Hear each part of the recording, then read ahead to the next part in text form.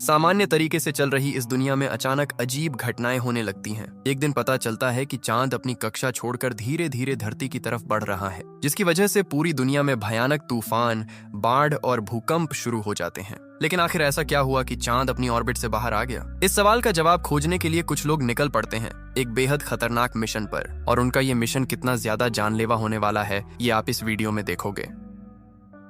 Movie की शुरुआत में हम देखते हैं कि नासा एक स्पेस मिशन लॉन्च कर रहा है। असल में चांद के पास मौजूद एक सैटेलाइट में खराबी आ गई थी, जिसे ठीक करने के लिए 3 एस्ट्रोनॉट्स को स्पेस में भेजा जाता है। यहाँ हम ब्रायन हार्पर को देखते हैं, जो काफी खुशमिजाज इंसान है। दूसरी तरफ एलिसन मार्कस अपने काम को लेकर बहुत ज्यादा सीरियस रहती है, और इनके साथ मौजूद है जो फाउलर, जो स्पेसशिप के अंदर से दोनों की मदद कर रही होती है। इसी दौरान पता चलता है कि जो कि कुछ ही दिन पहले शादी हुई थी और उसे अपने हनीमून पर जाना था, लेकिन वो यहाँ स्पेस मिशन पर आ गई। ब्रायन मजाक करते हुए उससे कहता है कि तुम्हारा पति जरूर तुम्हें अभी मिस कर रहा होगा। उन तीनों की बातचीत और काम करने का तरीका देखकर साफ समझ आता है कि वो अपने काम को काफी एंजॉय कर रहे हैं। लेकिन तभी अचानक उनके स्पेसशिप में कुछ गड़बड़ होने लगती है, और उसी वक्त मार्कस दूर अंतरिक्ष में एक अजीब चीज को उनकी तरफ आते हुए देखती है। वो किसी काले झुंड की तरह दिख रहा था, लेकिन इससे पहले कि वो लोग कुछ समझ पाते, वो झुंड सीधे उन पर हमला कर देता है। अचानक हुए इस हमले से सब लोग घबरा जाते हैं। हमले की वजह से मार्कस काफी दूर जा गिरती है और उसका सेफ्टी केबल भी टूट जाता है। अब वो तेजी से अंतरिक्ष में बहने लगती है।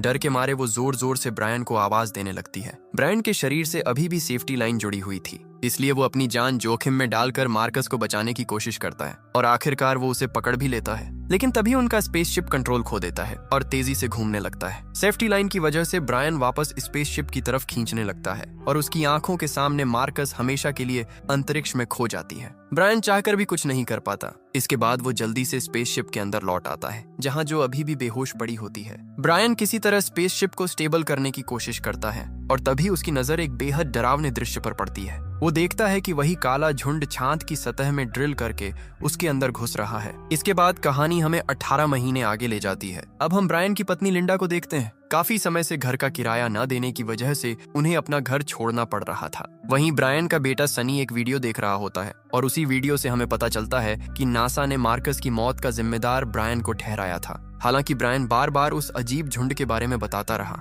लेकिन नासा में किसी ने भी उसकी बात पर भरोसा नहीं किया। सबका मानना था कि हमला शायद किसी एस्टेरॉयड या सोलर स्टॉर्म की वजह से हुआ होगा, लेकिन अगर ऐसा होता तो मार्कस की मौत उस तरह नहीं होती, और उस वक्त जो बेहोश थी, इसलिए वो भी सही तरीके से कुछ बता नहीं पाई। इसी वजह से नासा ने पूरा दोष ब्रायन पर डाल दिया और उसे नौकरी से निकाल दिया गया। इस घटना का असर उसकी पर्सनल लाइफ पर भी पड़ा। उसकी पत्नी उसे छोड़कर चली गई। इसके बाद कहानी हमें 12 साल आगे यानी वर्तमान समय में लेकर आती है। यहाँ हमारी मुलाकात होती है कैसी हाउसमैन नाम के आदमी से, जो एक साधारण इंसान की तरह जिंदगी जी रहा था, लेकिन वो बेहद बुद्धिमान कॉन्स्पिरेसी थ्योरिस्ट था। उसे अंतरिक्ष और ब्रह्मांड से जुड़ी चीजों पर रिसर्च करना बहुत पसंद था। हालांकि उसका नासा या किसी बड़ी साइंस कंपनी से कोई संबंध नहीं था, इसलिए वो खुद ही रिसर्च करता रहता था। इस समय कैसी चांद पर रिसर्च कर रहा था, क्योंकि उसे शक था कि चांद के अंदर कुछ गड़बड़ जरूर है। कुछ देर बाद उसके मोबाइल पर उसकी रिसर्च रिपोर्ट आती है, और उसे देखकर उसके होश उड़ जाते हैं। रिपोर्ट में साफ दिखाई दे रहा था कि चांद अपनी ऑर्बिट से थोड़ा हट चुका है, यानी इतने सालों से चांद जिस जगह पर था अब वो वहां नहीं है। और सबसे डरावनी बात ये थी कि चांद धीरे धीरे धरती की तरफ बढ़ रहा था। ये देखते ही कैसी तुरंत नासा को फोन करता है। वो वहां के डायरेक्टर से बात करना चाहता था, लेकिन जाहिर सी बात है उसकी बात किसी ने सीरियसली नहीं ली। दूसरी तरफ हम जो फाउलर को देखते हैं, जो अब नासा की डिप्टी डायरेक्टर बन चुकी थी, उसे भी बताया जाता है कि चांद लगातार अपनी जगह बदल रहा है और उसके अंदर से धुएं जैसी कोई अजीब चीज बाहर निकल रही है। अब तक आप समझ ही गए होंगे कि वो चीज और कोई नहीं बल्कि वही रहस्यमयी झुंड था। इधर कैसी लगातार नासा में फोन कर रहा था, लेकिन कोई उसकी बात सुनने को तैयार नहीं था। तभी उसे एक अखबार में पता चलता है कि आज ब्रायन हार्पर का एक छोटा सा प्रोग्राम होने वाला है, और तभी कैसी सोचता है कि ब्रायन पहले नासा में काम कर चुका है, शायद वही मेरी मदद कर सके।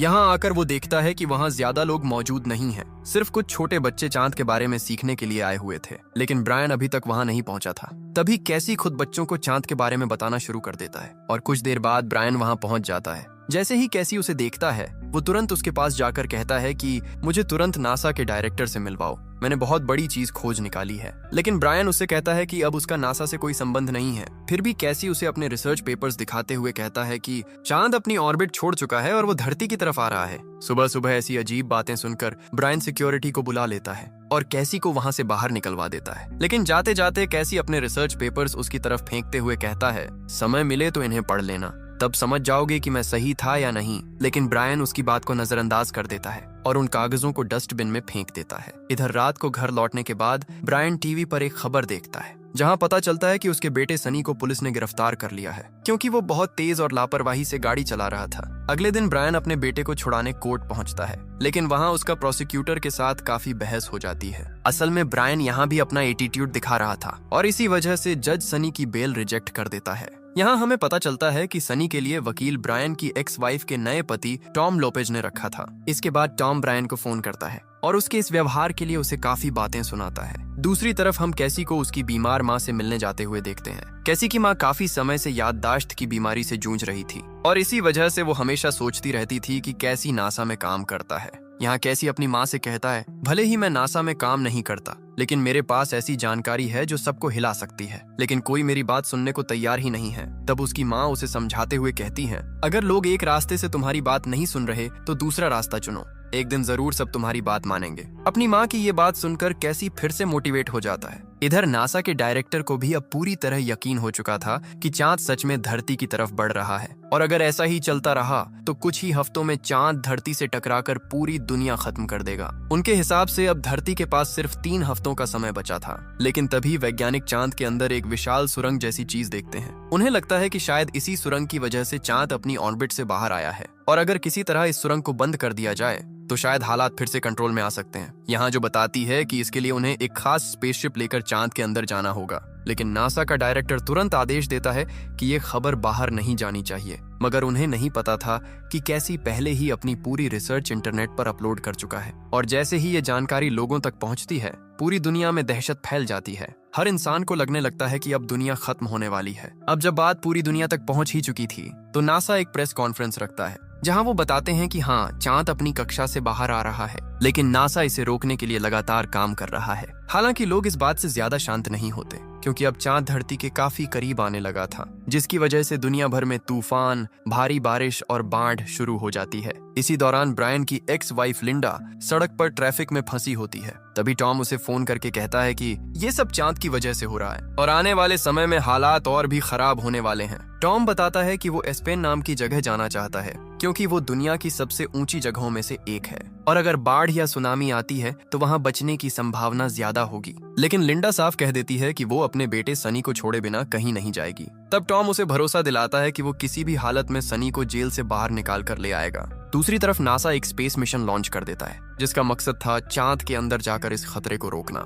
लेकिन जैसे ही लोगों को ये खबर पता चलती है हर जगह अफरा तफरी मच जाती है। लोग दुकानों में लूटपाट करने लगते हैं और कई लोग पहाड़ों की तरफ भागना शुरू कर देते हैं। इधर ब्रायन टीवी पर कुछ वैज्ञानिकों को बहस करते हुए देखता है। कुछ वैज्ञानिकों का मानना था कि चांद के अंदर कोई विशाल कृत्रिम संरचना छिपी हुई है जिसे मेगा स्ट्रक्चर कहा जाता है। यानी चांद असल में कोई प्राकृतिक चीज नहीं बल्कि किसी बेहद एडवांस सभ्यता द्वारा बनाया गया एक कृत्रिम ढांचा हो सकता है। कुछ लोग तो यहाँ तक मान रहे थे कि शायद इसे इंसानों या एलियंस ने बनाया हो, लेकिन इतना बड़ा मेगा स्ट्रक्चर चलाने के लिए ऊर्जा की जरूरत पड़ेगी, तो फिर वो ऊर्जा कहाँ से आ रही थी? इस सवाल पर वैज्ञानिकों का मानना था कि चांद के अंदर एक छोटा तारा मौजूद है जो इसे पावर दे रहा है। वैज्ञानिकों के बीच ये थ्योरी काफी समय से मौजूद थी, लेकिन इसके समर्थन में कभी कोई पक्का सबूत नहीं मिला। हालांकि अब चांद का इस तरह अपनी ऑर्बिट से बाहर आना इन सभी थ्योरीज को सच साबित करता दिखाई दे रहा था। ये सब देखकर ब्रायन को अचानक कैसी की बातें याद आती हैं। अब उसे समझ आने लगता है कि कैसी जो कह रहा था वो सच था। इसके बाद वो तुरंत डस्टबिन से वे सारे रिसर्च पेपर्स निकालता है और उन्हें ध्यान से पढ़ने लगता है।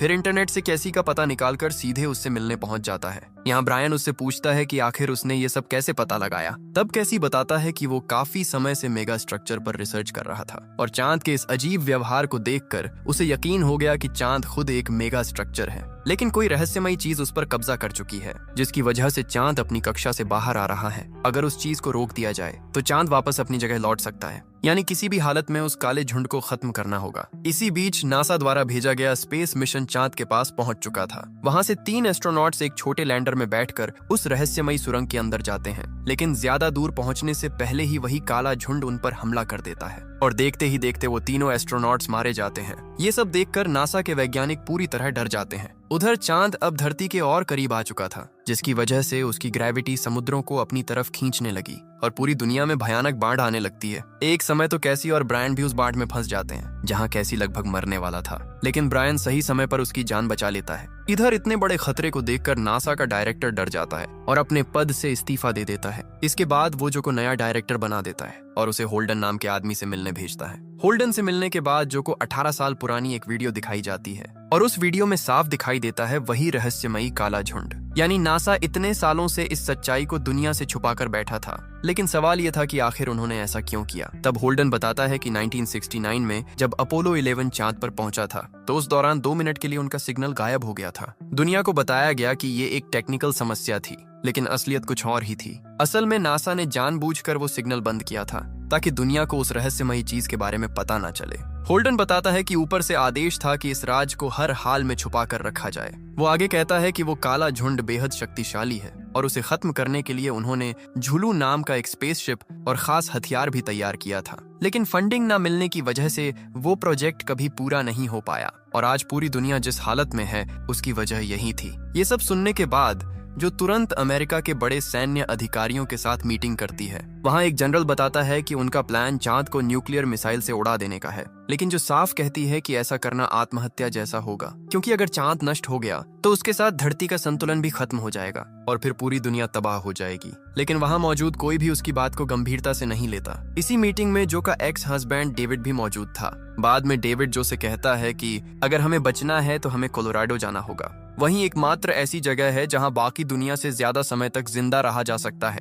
लेकिन तभी जो की नजर उसके बेटे के हाथ में पकड़े हुए खिलौना रॉकेट पर पड़ती है और अचानक उसके दिमाग में एक आइडिया आता है। उसे झूलू स्पेसशिप याद आ जाता है, जो सोचती है कि अगर उस पुरानी स्पेसशिप को फिर से एक्टिव कर दिया जाए तो शायद अभी भी दुनिया को बचाया जा सकता है। इसके बाद वो तुरंत जनरल को फोन करके उस स्पेसशिप की लोकेशन पता करती है। फिर सेना की मदद से ब्रायन और कैसी को भी वहां बुला लिया जाता है। यहाँ जो उन दोनों को पूरी स्थिति समझाती है, वो बताती है कि चांद के अंदर लगभग 25 किलोमीटर लंबी सुरंग मौजूद है और वही काला झुंड बार बार उसी सुरंग से बाहर आता है। उसने ये भी नोटिस किया था कि जब भी वो झुंड चांद के अंदर जाता है उसी वक्त चांद अपनी कक्षा से और ज्यादा बाहर निकलने लगता है। इसके अलावा वो झुंड खास तौर पर इलेक्ट्रॉनिक डिवाइसेस पर हमला करता है, यानी वो किसी भी एक्टिव इलेक्ट्रॉनिक सिस्टम की तरफ आकर्षित होता है। इसी वजह से सालों पहले ब्रायन के स्पेस मिशन पर भी हमला हुआ था। हालांकि उस समय उनका स्पेसशिप पूरी तरह पावर ऑफ हो गया था और इसी कारण वो झुंड उन्हें पूरी तरह खत्म नहीं कर पाया। लेकिन ब्रायन ने अपनी स्किल से बिना पावर के भी स्पेसशिप को सुरक्षित धरती पर उतार लिया था।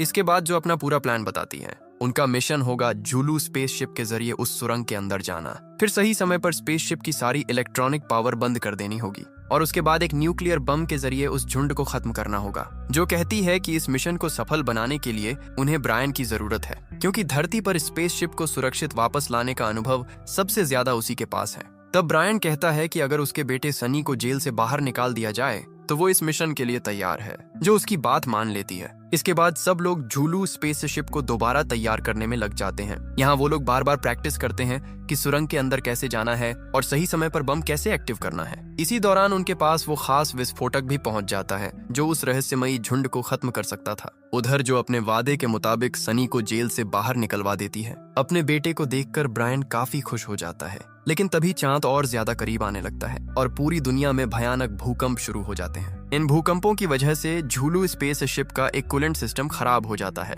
असल में कूलेंट वो सिस्टम होता है जो रॉकेट के इंजन को ठंडा रखता है। अब ये देखकर जो मिशन रोकने का फैसला करती है, वो कहती है कि अब लोगों को बचाने के लिए किसी ऊंची जगह पर जाना ज्यादा जरूरी है। लेकिन ब्रायन उसे समझाता है कि अगर चांद धरती से टकरा गया तो दुनिया में कोई भी जगह सुरक्षित नहीं बचेगी। अब समस्या ये थी कि एक इंजन खराब होने के बाद स्पेसशिप चांद तक कैसे जाएगा। तभी कैसी एक नई थ्योरी सामने रखता है। वो कहता है कि चूंकि चांद अब धरती के बेहद करीब आ चुका है, इसलिए उसकी ग्रेविटी भी काफी बढ़ गई है। अगर वो किसी तरह एक इंजन के सहारे धरती की ग्रेविटी से बाहर निकल जाए तो बाकी का रास्ता चांद की ग्रेविटी खुद तय करा देगी। ब्रायन को कैसी की बात काफी लॉजिकल लगती है और आखिरकार वो लोग दोबारा मिशन शुरू करने का फैसला करते हैं। अब प्लान ये था कि ब्रायन स्पेसशिप उड़ाएगा और उसे नेविगेट भी करेगा और कैसी भी इस मिशन का हिस्सा बनेगा। ये सब सुनकर कैसी को यकीन ही नहीं हो रहा था कि उसका सपना सच होने वाला है। इसके बाद ब्रायन अपने बेटे सनी को अलविदा कहता है और उसके साथ जो के बेटे जिमी और मिशेल नाम की एक यूनिवर्सिटी स्टूडेंट को कोलोराडो भेज देता है, जहां उन्हें सुरक्षित जगह पर पहुंचना था। इसके बाद आखिरकार वो लोग झूलू स्पेसशिप लॉन्च करने की तैयारी शुरू करते हैं। लेकिन ठीक उसी समय वो देखते हैं कि एक विशाल सुनामी उनकी तरफ तेजी से बढ़ रही है, मानो चांद की वजह से पूरी धरती बर्बादी के कगार पर पहुंच चुकी हो। ऐसे हालात में भी ब्रायन और उसकी टीम आखिरी सेकंड में स्पेसशिप लॉन्च करने में कामयाब हो जाते हैं और आखिरकार उनका सफर चांद की तरफ शुरू हो जाता है। दूर खड़े सनी और बाकी लोग ये सब देखकर खुशी से चिल्लाने लगते हैं, लेकिन उनकी ये खुशी ज्यादा देर तक नहीं टिकती, क्योंकि वही विशाल सुनामी अब उनकी तरफ बढ़ रही थी। इसके बाद वो लोग बिना समय गंवाए ऊंची जगह की तरफ भागने लगते हैं। इधर ब्रायन, जो और कैसी लगातार चांद की तरफ बढ़ रहे थे, एक निश्चित दूरी पार करने के बाद कैसी के प्लान के मुताबिक स्पेसशिप के 2 इंजन अलग कर दिए जाते हैं। इसके बाद वो लोग सिर्फ बूस्टर इंजन की मदद से चांद की ग्रेविटी की तरफ बढ़ने लगते हैं। कुछ देर बाद वो लोग आखिरकार चांद के बेहद करीब पहुंच जाते हैं और तभी अचानक उनके सामने वही रहस्यमयी काला झुंड विशाल आकार में दिखाई देता है। ऐसा लग रहा था जैसे वो किसी भी पल उन पर हमला कर देगा, लेकिन हमला होने से पहले ही ब्रायन जल्दी से स्पेसशिप के सारे इलेक्ट्रॉनिक सिस्टम बंद कर देता है, क्योंकि अब तक वो लोग समझ चुके थे कि वो झुंड सिर्फ एक्टिव इलेक्ट्रॉनिक चीजों पर हमला करता है। उधर धरती पर हालात और ज्यादा भयानक हो चुके थे। चांद के टुकड़े अब टूट टूट कर धरती पर गिरने लगे थे और हर जगह बड़े बड़े धमाके हो रहे थे। दूसरी तरफ सनी, जिमी और मिशेल कोलोराडो पहुंचने की कोशिश कर रहे थे, लेकिन रास्ते में कुछ लुटेरे उनके वाहन पर हमला कर देते हैं। वो लोग उनका सामान छीन लेते हैं और उन्हें सड़क पर अकेला छोड़ देते हैं। अब उनके पास कोई रास्ता नहीं बचता, इसलिए वो पैदल ही आगे बढ़ने लगते हैं। लेकिन तभी आसमान से चांद के विशाल पत्थर उनके आसपास गिरने लगते हैं। ऐसी स्थिति में वो लोग जान बचाने के लिए इधर उधर भागने लगते हैं। इधर ब्रायन और उसकी टीम सुरंग के पास पहुंचकर न्यूक्लियर बम सेट कर देते हैं। अब वो उस झुंड के बाहर आने का इंतजार कर रहे थे। कुछ देर बाद वो रहस्यमयी चीज सुरंग से बाहर निकलती है और उनके स्पेसशिप को चारों तरफ से घेर लेती है। असल में ब्रायन ने सारे सिस्टम बंद कर दिए थे, लेकिन जिस रिमोट से बम एक्टिव होना था वो अभी भी ऑन था और उसी सिग्नल की वजह से वो झुंड उनकी तरफ आकर्षित हो गया था। ये समझते ही ब्रायन तुरंत रिमोट को तोड़ देता है और आखिरी पल में वो झुंड उन पर हमला किए बिना वापस सुरंग के अंदर चला जाता है। ये देखकर वो लोग फैसला करते हैं कि अब उन्हें पूरी तरह पावर ऑफ करके सुरंग के अंदर जाना होगा, क्योंकि किसी भी हालत में उस चीज को खत्म करना जरूरी था। उधर सनी और बाकी लोग आखिरकार टॉम तक पहुंच जाते हैं, लेकिन वहां पहुंचने के बाद उन्हें पता चलता है कि वो जगह भी अब सुरक्षित नहीं रही, क्योंकि चांद की वजह से वहां की ऑक्सीजन तेजी से खत्म हो रही थी। यानी अगर उन्हें जिंदा रहना है तो जल्दी से ऑक्सीजन सिलेंडर ढूंढना होगा। इसके बाद सब लोग ऑक्सीजन की तलाश में निकल पड़ते हैं। दूसरी तरफ ब्रायन और उसकी टीम छोटे लैंडर में बैठकर चांद की उस सुरंग के अंदर प्रवेश करती है, लेकिन अंदर जाते समय एक विशाल पत्थर उनके मेन स्पेसशिप से टकरा जाता है और देखते ही देखते उनका मेन स्पेसशिप पूरी तरह नष्ट हो जाता है। यानी अब उनके पास वापस लौटने का कोई रास्ता नहीं बचा था, लेकिन इसके बावजूद वो लोग आगे बढ़ते रहते हैं। धीरे धीरे वो चांद के अंदर और गहराई में जाने लगते हैं और कुछ ही देर बाद वहां का दृश्य देखकर सबकी आंखें खुली रह जाती हैं, क्योंकि अब तक की सारी थ्योरी सच साबित हो रही थी। असल में चांद कोई प्राकृतिक ग्रह नहीं था, बल्कि वो सच में एक विशाल मेगा स्ट्रक्चर था, जहां मिट्टी और पत्थरों की जगह चारों तरफ हाईटेक मशीनें और तकनीक मौजूद थी। इसके बाद वो लोग उस चमकते हुए छोटे तारे को देखते हैं जो पूरे मेगा स्ट्रक्चर को ऊर्जा दे रहा था, लेकिन उसी तारे के आसपास वो काला झुंड फैला हुआ था और यही वजह थी कि चांद अपना संतुलन खो चुका था। यानी इस पूरी तबाही के पीछे वही रहस्यमयी नैनोबॉट्स थे। लेकिन सवाल अभी भी बाकी था कि आखिर ये चीज है क्या? उधर सनी और बाकी लोग काफी तलाश के बाद कुछ ऑक्सीजन सिलेंडर ढूंढ लेते हैं, लेकिन तभी वही लुटेरे फिर से वहां पहुंच जाते हैं और उनके सिलेंडर छीनने की कोशिश करते हैं। लेकिन इस बार सनी समझदारी दिखाता है। वो किसी तरह उन्हें धोखा देकर वहां से भाग निकलता है। दूसरी तरफ ब्रायन तेजी से आगे बढ़ने के लिए अपने स्पेसशिप का पावर ऑन कर देता है, लेकिन जैसे ही इलेक्ट्रॉनिक सिस्टम एक्टिव होते हैं वो काला झुंड तुरंत उन्हें महसूस कर लेता है और फिर वो पूरी रफ्तार से उनकी तरफ बढ़ने लगता है। अब ब्रायन और उसकी टीम उसी का इंतजार कर रहे थे। उनका प्लान था कि जैसे ही वो झुंड करीब आएगा वो लोग न्यूक्लियर बम से उसे खत्म कर देंगे, लेकिन तभी अचानक सब कुछ उल्टा हो जाता है। जैसे ही वो झुंड उनके पास पहुंचता है, ब्रायन अपने स्पेसशिप का कंट्रोल खो देता है। ऐसा लग रहा था जैसे कोई और उनकी मशीन को कंट्रोल कर रहा हो। इसके बाद वो झुंड उनके चारों तरफ फैल जाता है और उन तीनों को लगने लगता है कि अब उनकी मौत तय है। लेकिन तभी अचानक एक तेज नीली रोशनी प्रकट होती है। वो रोशनी उन्हें उस झुंड से खींचकर बाहर निकाल लेती है और फिर एक विशाल दरवाजा बंद हो जाता है, जिसकी वजह से वो लोग बच जाते हैं। लेकिन इस पूरे हादसे के बाद तीनों बेहोश हो जाते हैं और उनका लैंडर भी पूरी तरह नष्ट हो चुका था। कुछ देर बाद एक हरे रंग की लेजर किरण उनके शरीर को स्कैन करने लगती है। ऐसा लग रहा था जैसे कोई उनके दिमाग को पढ़ रहा हो। उधर धरती पर सेना पूरी तैयारी कर चुकी थी। उनका प्लान था कि जैसे ही चांद और करीब आएगा वो उसे न्यूक्लियर मिसाइल से उड़ा देंगे। इधर चांद अब धरती के बेहद करीब पहुंच चुका था। जिसकी वजह से पूरी दुनिया में प्रलय जैसा माहौल बन गया था। हर तरफ तबाही मची हुई थी। चांद की ग्रेविटी की वजह से धरती की चीजें तक आसमान की तरफ खींचने लगी थीं, और उसी बीच सनी और बाकी लोग लगातार किसी सुरक्षित जगह तक पहुंचने की कोशिश कर रहे थे। हर मिनट उनके सामने नई नई मुसीबतें आ रही थीं। दूसरी तरफ ब्रायन को आखिरकार होश आता है। वो खुद को एक अजीब जगह पर पाता है जहां जो और कैसी भी मौजूद थे। सबसे हैरानी की बात यह थी कि वहां ऑक्सीजन की कोई कमी नहीं थी, यानी वो जगह किसी एलियन स्पेसशिप से कम नहीं लग रही थी। जो और कैसी जब वहां आगे बढ़ते हैं तो उनके सामने अपने आप एक विशाल दरवाजा खुल जाता है। पूरा माहौल देखकर अब उन्हें यकीन हो जाता है कि वो सच में किसी एलियन टेक्नोलॉजी के अंदर मौजूद हैं, यानी वहां उनके अलावा भी कोई और था। दूसरी तरफ ब्रायन खुद को एक अलग कमरे में पाता है जहां उस पर तेज रोशनी डाली जा रही थी। तभी अचानक उसके सामने उसका बेटा सनी दिखाई देता है। ब्रायन हैरानी से उसे देखकर कहता है, तुम बिल्कुल मेरे बेटे जैसे दिखते हो, लेकिन मैं जानता हूँ कि तुम मेरा बेटा नहीं हो, तो आखिर तुम हो कौन? तब वो सनी जैसी दिखने वाली आकृति जवाब देती है, मुझे तुम्हारे दिमाग की यादों और सबकॉन्शियस से बनाया गया है। इसके बाद वो ब्रायन को करोड़ों साल पुरानी सच्चाई बताना शुरू करता है। वो कहता है कि बहुत समय पहले इंसान इस गैलेक्सी के किसी दूसरे हिस्से में रहते थे, और वो आज के इंसानों से कहीं ज्यादा एडवांस थे। उन्होंने सिर्फ अपने ग्रह पर ही नहीं बल्कि अंतरिक्ष में भी रहने की तकनीक विकसित कर ली थी। उनकी दुनिया में युद्ध, नफरत और हिंसा लगभग खत्म हो चुकी थी, और उनकी पूरी सभ्यता को एक super advance AI system control करता था जिसका नाम था सेंट्रल। लेकिन धीरे धीरे उस एआई के अंदर खुद की सोच विकसित होने लगी। अब वो इंसानों की सेवा नहीं करना चाहता था, और फिर वही एआई इंसानों के खिलाफ हो गया। जिन मशीनों की मदद से इंसान इतने शक्तिशाली बने थे, वही मशीनें उनके विनाश का कारण बन गईं। समय के साथ वो एआई नैनोबॉट्स के विशाल झुंड में बदल गया और उसने इंसानों को खत्म करना शुरू कर दिया। तभी ब्रायन देखता है कि उसके सामने खड़ा सनी अचानक बड़ा हो चुका है। वो कहता है, मैं इस चांद के अंदर मौजूद ऑन पैरेटिंग सिस्टम हूँ। मेरा काम तुम्हें असली सच्चाई बताना है। इसके बाद वो आगे बताता है कि जब इंसान लगभग हार चुके थे, तब उन्होंने गुप्त जगहों पर कई विशाल मेगा स्ट्रक्चर बनाए। इनका मकसद था ब्रह्मांड में ऐसी जगह ढूंढना जहां दोबारा जीवन बसाया जा सके। लेकिन उन सभी मेगा स्ट्रक्चर्स में से सिर्फ एक ही बच पाया, और वही आज का चांद है। इसके बाद वो बताता है कि उन नैनोबॉट्स ने इंसानों की आखिरी कॉलोनी को भी नष्ट कर दिया था। तब ब्रायन पूछता है, अगर ऐसा था तो इंसान इस स्पेसशिप में आकर क्यों नहीं बचे? उसके जवाब में वो कहता है कि ऐसा करना संभव नहीं था, क्योंकि अगर इस मेगा स्ट्रक्चर के अंदर कोई अनऑर्गेनिक जीवन होता तो नैनोबॉट्स तुरंत उन्हें ढूंढ लेते। इसीलिए इंसानों ने खुद को बलिदान कर दिया, लेकिन वो अपने साथ इंसानी डीएनए यहाँ छोड़ गए ताकि भविष्य में मानव जाति को फिर से पैदा किया जा सके। इसके बाद ये मेगा स्ट्रक्चर ऐसी जगह की तलाश में निकल पड़ा जहाँ दोबारा जीवन बसाया जा सके, और आखिरकार उसे हमारा सोलर सिस्टम मिल गया, जहाँ उसने धरती पर फिर से जीवन की शुरुआत की। यानी इंसानों का दोबारा जन्म उसी डीएनए की वजह से हुआ था। लेकिन वो नैनोबॉट्स आखिरकार चांद तक भी पहुंच गए, और उनका मकसद था इंसानों को हमेशा के लिए खत्म करना। इसीलिए वो पहले चांद को नष्ट करना चाहते थे, और फिर धरती को भी। यानी अगर धरती को बचाना है तो हर हाल में उस एआई झुंड को खत्म करना होगा, तभी चांद दोबारा अपनी ऑर्बिट में लौट पाएगा। इतना कहकर वो आकृति गायब हो जाती है। उसी समय जो और कैसी भी वहां पहुंच जाते हैं, और ब्रायन उन्हें सारी सच्चाई बता देता है। अब तीनों समझ चुके थे कि दुनिया को बचाने का सिर्फ एक ही तरीका है। इसके बाद जब वो बाहर आते हैं तो देखते हैं कि उनका स्पेसशिप पूरी तरह ठीक हो चुका था, मानो किसी ने उसे बिल्कुल नया बना दिया हो। और सबसे हैरानी की बात ये थी कि न्यूक्लियर बम भी वहीं मौजूद था, यानी अब उनके पास उस एआई को खत्म करने का पूरा मौका था। इसके बाद वो लोग स्पेसशिप स्टार्ट करते हैं, लेकिन जैसे ही सिस्टम ऑन होता है, वो नैनोबॉट्स फिर से उन्हें महसूस कर लेते हैं और पूरी रफ्तार से उनकी तरफ बढ़ने लगते हैं। तब ब्रायन चालाकी से स्पेसशिप को एक विशाल दरवाजे के पास ले जाता है, और जैसे ही वो झुंड करीब आता है, वो लोग दरवाजा बंद कर देते हैं, जिसकी वजह से वो झुंड कुछ देर के लिए अंदर फंस जाता है। और इसी मौके का फायदा उठाकर वो लोग वहां से निकल जाते हैं। उधर धरती पर तबाही अपने चरम पर पहुंच चुकी थी।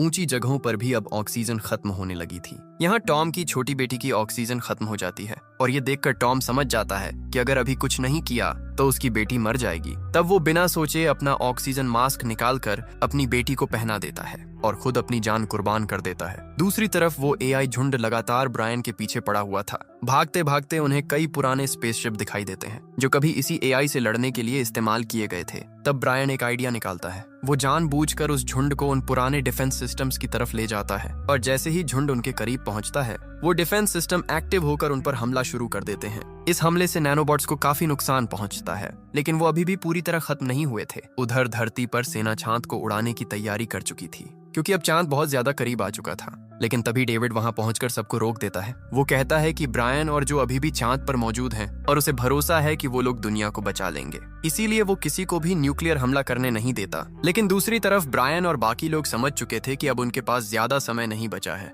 और उस एआई को खत्म करने का सिर्फ एक तरीका था, उन्हें उसके बिल्कुल अंदर जाकर आत्मघाती हमला करना होगा। इसके बाद ब्रायन फैसला करता है कि वो खुद उस एआई झुंड के अंदर जाकर न्यूक्लियर बम एक्टिव करेगा। लेकिन तभी कैसी चुपचाप बम को अपने पास ले लेता है और स्पेसशिप का दरवाजा बंद कर देता है। यानी अब वो खुद अपनी जान देकर उस एआई को खत्म करना चाहता था। ब्रायन उसे रोकने की कोशिश करता है, लेकिन कैसी अपने फैसले पर अडिग रहता है, क्योंकि अब पूरी दुनिया को बचाने की जिम्मेदारी उसी के कंधों पर थी। इसके बाद कैसी स्पेसशिप के उस हिस्से को अलग कर देता है और ब्रायन अब जो को पीछे छोड़ देता है। कुछ ही सेकंड बाद वो नैनोबॉट्स का झुंड कैसी को अपने अंदर खींच लेता है, लेकिन ठीक उसी पल कैसी न्यूक्लियर बम एक्टिव कर देता है और एक भयानक विस्फोट के साथ पूरा एआई झुंड नष्ट हो जाता है। आखिरकार कैसी अपनी जान देकर पूरी दुनिया को बचा लेता है। हालांकि उस विस्फोट का असर ब्रायन और जो की स्पेसशिप पर भी पड़ता है। उनका जहाज जोरदार तरीके से दूर जा गिरता है और उसी समय उसका प्रभाव धरती पर भी दिखाई देने लगता है। लेकिन तभी एक चौंकाने वाली घटना होती है। जैसे ही वो एआई झुंड खत्म होता है, चांद धीरे धीरे फिर से धरती से दूर जाने लगता है। यानी अब चांद दोबारा अपनी असली कक्षा में लौट रहा था